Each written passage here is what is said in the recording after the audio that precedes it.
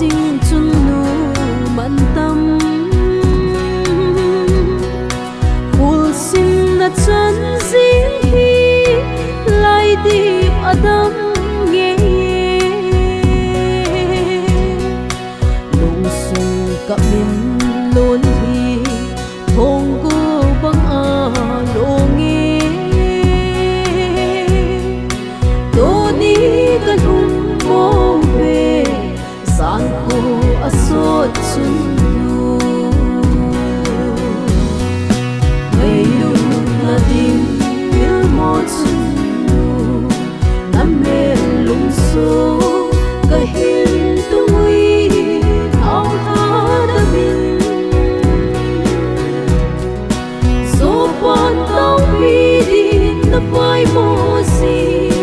Vẫn chơi na tu tên Ka hol siêu về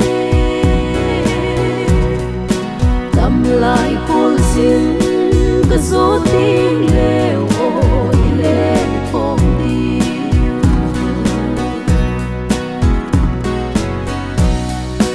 Tâm lại na to hết na Hân khô na to na hô Sinh sung hầu bung tháng sung Na sư nung băng thấy lâu Anh ngồi thả bay phô mà Tao khôm cả ngài dịu về Ủa đâu na găm đàn hà Na gồm kì hung lối hẹn Ngày lưu na dim il mo chung nu Nam mê lung so Ka hin tui Ao ha da min So pan tao mi din Na vai mo si Vẫn chơi na tu tên Ka hol siêu về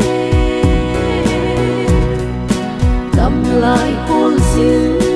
Ka gió tiếng leo ôi lên phong điêu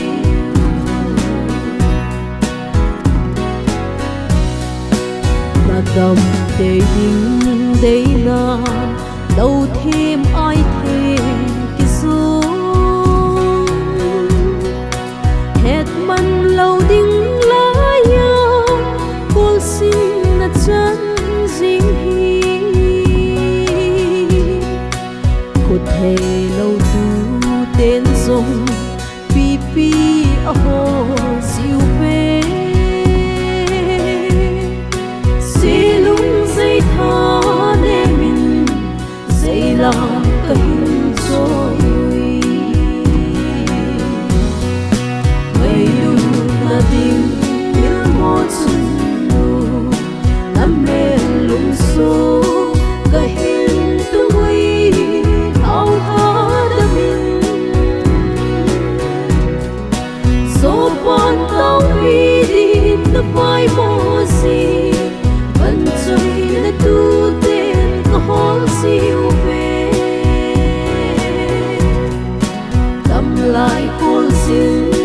Ka gió tiếng leo ôi lên phong điêu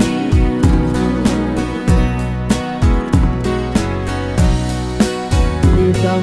na vai hôn lê Hôn xin na vai hôn đan Cà phê ngập bối khuất than Na lông đầm xa vai hôn